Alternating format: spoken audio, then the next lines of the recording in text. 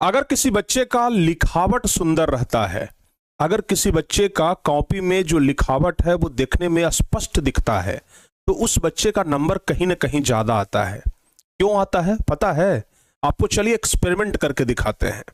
सबसे पहली बात, मान लिया जाए, हम मान लेते हैं कि ये किसी बच्चे का कॉपी है और इस कॉपी पर बच्चे का लिखावट है, बच्चे के द्वारा लिखा गया है। और मान लेते हैं कि हम कॉपी जांच करने वाले हैं, हमारे जैसे ही कोई आदमी होते हैं ना कॉपी जांच करने वाले। तो बाबू मान लेते हैं कि कोई कॉपी जांच करने वाला व्यक्ति है। अब उन कॉपी जांच करने वाले टीचर के पास जब ये कॉपी जाएगा तो वो टीचर इस कॉपी को देखेंगे, और जब वो कॉपी को देखेंगे और देखेंगे कि एकदम स्पष्ट लिखावट है तो आराम से पढ़ते जाएंगे, 2-3 लाइन पढ़ेंगे और उसके बाद आराम से इस तरीके से नंबर दे देंगे। लेकिन अगर किसी बच्चे का लिखावट खराब है और अगर उस बच्चे का कॉपी उस मास्टर साहब के पास जाएगा तो वो क्या करेंगे? पहले तो देखेंगे, देखने के बाद उनको लगेगा कि पता नहीं क्या क्या लिखा है। मन जो है ना वो खराब लिखावट देखने के बाद चिड़चिड़ा जाता है। आप खुद इसका एक्सपेरिमेंट करिए। किसी ऐसे बच्चे का कॉपी पढ़िए जिसका लिखावट अच्छा नहीं है, आपका मन जो है ना वो चिड़चिड़ा जाएगा। अरे यार किसका कॉपी ला करके दे दिया है, लिखल उखल पता लगवे नहीं करता है, तुरंत आप लोग बोलिएगा। तो बाबू उसी तरीके से शिक्षक भी लिखे गलती सब लिख दिया है, इस तरीके से काट करके और जो मन में आता है जो कर देते हैं। यानी अच्छी लिखावट का बहुत वैल्यू है। अगर आप आंसर सही भी लिखे हैं और अगर लिखावट आपका अच्छा नहीं है तो कॉपी जांच करने वाला आपके लिखावट को देख करके इरिटेट हो जाएगा और वो आपका नंबर काट लेगा। तो सबसे महत्वपूर्ण बात यह है कि आप अच्छी लिखावट कैसे करें। पता है जब हम छोटे थे ना, जब 8वीं 9वीं क्लास में पढ़ते थे तो हमारा लिखावट बहुत खराब था, उतना अच्छा नहीं था। तो हमें अच्छी लिखावट के लिए ना हमारे मम्मी बहुत प्रयास किए कि अच्छा लिखावट हो जाए। तो अंत में जाकर के वो हम क्या क्या प्रयास किए, कैसे हमारा लिखावट कुछ हद तक बढ़िया हुआ, वो आज अपना खुद का एक्सपीरियंस ना हम आज आपके सामने शेयर करने वाले हैं। जिस तरीके से हम किए थे और जिस तरीके से हमारा लिखावट सुधरा, बाबू आप लोगों का भी लिखावट जरूर सुधर सकता है। तो हम चाहते हैं कि जिस तरीके से हम किए उस तरीके से आप भी करिए। सबसे पहली बात, जब छोटे बच्चे होते हैं तब तो राइटिंग हर एक दिन लिखते हैं। अब आप लोग का काम राइटिंग लिखना तो नहीं ना है। तो अब आप लोग क्या करिए कि कम से कम जिस परीक्षा का आप तैयारी कर रहे हैं, अगर आप 10वीं क्लास का तैयारी कर रहे हैं तो 10वीं क्लास का कोई भी 4 दीर्घोत्तरीय क्वेश्चन उठाइए और कॉपी में उसको लिख दीजिए। अगर 12वीं क्लास में है तो कोई भी दीर्घोत्तरीय लघुत्तरीय क्वेश्चन उठाइए और उसको लिख दीजिए। इससे दो फायदा, पहला तो कि क्वेश्चन आंसर याद हो जाएगा, प्रैक्टिस हो जाएगा, और दूसरा आपका लिखावट। कम से कम हम आपको कहते हैं ना कि 3 से 4 पेज डेली लिखिए। बहुत सारे बच्चों को हम देखे हैं कि लिखा हुआ उनका 10 दिन हो जाता है, 10 दिन से कुछ लिखे नहीं है। भाई ये उंगली भी ना प्रैक्टिस का चीज है, अगर प्रैक्टिस छूट जाएगा ना तो ये उंगली भी ना अच्छे से काम नहीं करता है, ध्यान रखिएगा। तो इसलिए कहते हैं कि कम से कम 3 से 4 पेज डेली, इस तरीके का कॉपी होता है ना, 3 से 4 पेज आप डेली लिखिए। अगर आप 3 से 4 पेज डेली लिखते हैं, यकीन मानिए 6 महीना के अंदर में आपका लिखावट इतना जबरदस्त हो जाएगा कि सामने वाला व्यक्ति जब आपका लिखावट देखेगा तो प्रसन्न हो जाएगा, कहेगा कि नहीं भाई लिखावट हो तो ऐसी होनी चाहिए। ठीक है ना, ध्यान रखिएगा। दूसरी बात, बहुत सारे बच्चे क्या करते हैं, जब लिखावट शुरू करते हैं, लिखना शुरू करते हैं, तो ये वाला लाइन और ये वाला लाइन, मतलब दोनों लाइन को ना टच करा देते हैं। बहुत सारे बच्चे क्या करते हैं, जैसे एक छोटा सा लिखावट है कि हमें मैट्रिक की परीक्षा देनी है या फिर हमें 10वीं की परीक्षा देनी है, तो बहुत सारे बच्चे एकदम मतलब इस तरीके से लिखेंगे, इस तरीके से हमें 10वीं की परीक्षा देनी है, 10वीं की परीक्षा देनी, मतलब इस तरीके से, समझ रहे हैं ना, इस तरीके से लिखते हैं कि ये वाला लाइन और ये वाला लाइन दोनों लगभग सट रहा है। तो सोचिए अगर अब इसका अगला लाइन आप लिखेंगे तो क्या लिखेंगे, हमें देखिए अब ये वाला मां के ऊपर में ये वाला चढ़ गया ना, मां के ऊपर में ये क्या हो गया, चढ़ गया। तो अब इस तरीके से आप अगर लिखेंगे, अगर इसी लाइन को हम पुनः नीचे लिखते हैं, देखिए ये वाला और ये वाला टच हो रहा है, जो घिचपिच होता है ना, जो राइटिंग गड़बड़ाता है ना, वो ऐसे ही गड़बड़ाता है। तो कभी भी आप इस तरीके से ना लिखिए, इतना बड़ा बड़ा ना लिखिए, आप बाबू छोटा छोटा लिखिए। जैसे आपको 10वीं का परीक्षा देना है, आप किसी चीज के बारे में लिखना है तो आप इस तरीके से लिखिए। जैसे लिखना है कि हमें विज्ञान पढ़ना है, तो आप लिखिए सीधे हमें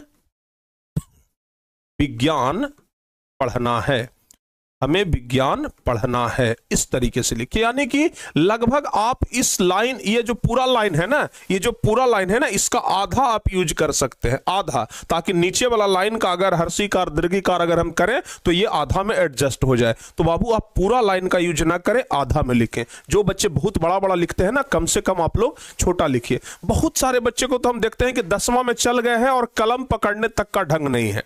कलम का जो सही पकड़ने का तरीका है, अंगूठा से और इस वाले उंगली से, अंगूठा के बगल वाले उंगली से, जिसको तर्जनी कहते हैं, तो अंगूठा से और इस उंगली से पकड़िए। क्योंकि इस उंगली से पकड़ने पर ना, यहां पर देखिएगा ध्यान से, इस तरीके से ना इसको मूवमेंट कराना बड़ा आसान हो जाता है, ठीक है। और ये वाला जो उंगली है ना, बीच वाला हमारा जो मध्यमा है, इस पर ये पेन एकदम रखा हुआ चाहिए। लेकिन बहुत सारे बच्चे क्या करते हैं, कुछ लोग इस तरीके से पकड़ेंगे, कुछ लोग इस तरीके से पकड़ेंगे, कुछ लोग ऐसे पकड़ रहे हैं, तो पूरा ये जो उंगली है ना, इसको इतना ना हार्ड कर लेते हैं कि कलम का मूवमेंट ही नहीं हो पाता है। भाई एकदम ढीला पकड़िए, एकदम कलम का मूवमेंट होना चाहिए। तो ये ना आप लोग को सबसे बड़ी चीज है कलम को पकड़ना। जब तक आप बंदूक को बढ़िया से पकड़ेंगे नहीं, उसका निशाना नहीं लगता है। अगर सही निशाना लगाना है तो बंदूक पकड़ने के लिए पहले आना चाहिए, ठीक है ना। तो उसी प्रकार से सही राइटिंग लिखना है तो कलम पकड़ने के लिए पहले आना चाहिए, ठीक है ना। तो ये बात ध्यान रखिएगा आप लोग। अब ये ना कह दीजिएगा कि सर हम 10वां में चल गए, आप कलम पकड़ना सीखेंगे, क्या दिक्कत है भाई। अगर अभी तक हम गलत थे तो अब तो कम से कम सही कर लें, अब तो कम से कम सही कर लें। तो इस तरीके से आप लिखिए बाबू, अच्छा रहेगा। शुरुआत में बहुत सारे बच्चे बड़ा स्पीड में लिखते हैं, जैसे लिखते हैं ना, हमें पटना जाना है, एकदम बहुत सारे बच्चे स्पीड में लिखते हैं, हमें पटना जाना है, एकदम स्पीड में लिखते हैं। अरे भाई स्पीड लिख करके क्या करेंगे, धीरे धीरे लिखिए। इसी चीज को एकदम बढ़िया से लिखाएगा, आराम आराम से लिखाएगा एकदम। मुझे पटना जाना है, पटना जाना है।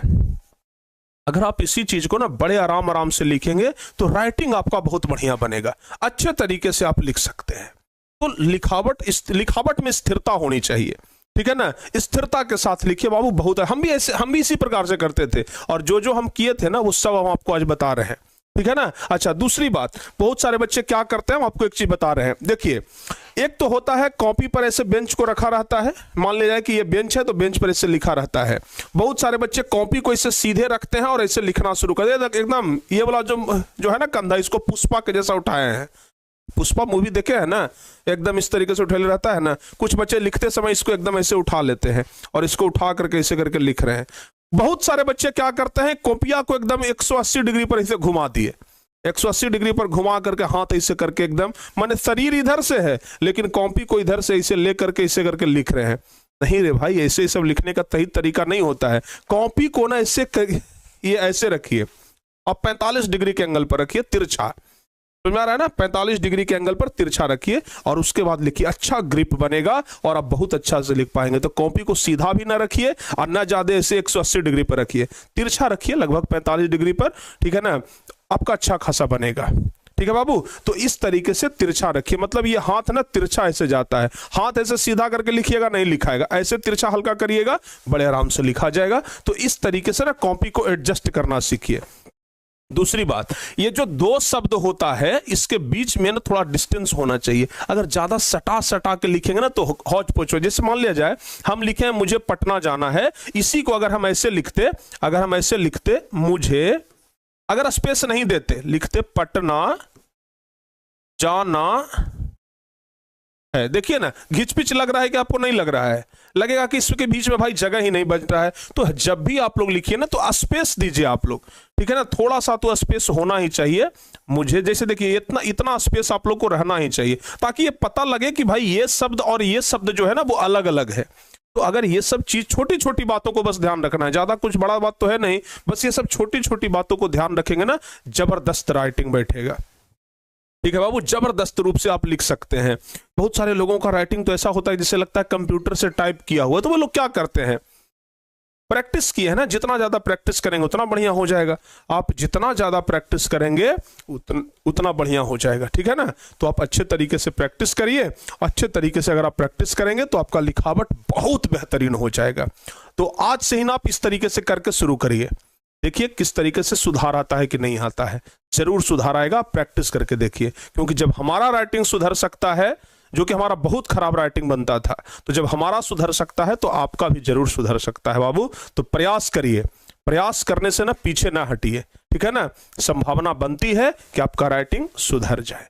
उम्मीद करते हैं कि यह वीडियो आपको अच्छा लगा होगा और आज से ही आप लोग प्रयास करना शुरू करेंगे। और अगर थोड़ा सा भी प्रयास करें ना तो इस वीडियो के नीचे आके कमेंट जरूर करिएगा कि हाँ सर जी, हमने आपका वीडियो देखा और उसके बाद प्रयास करना शुरू किया। जय हिंद प्यारे बच्चों।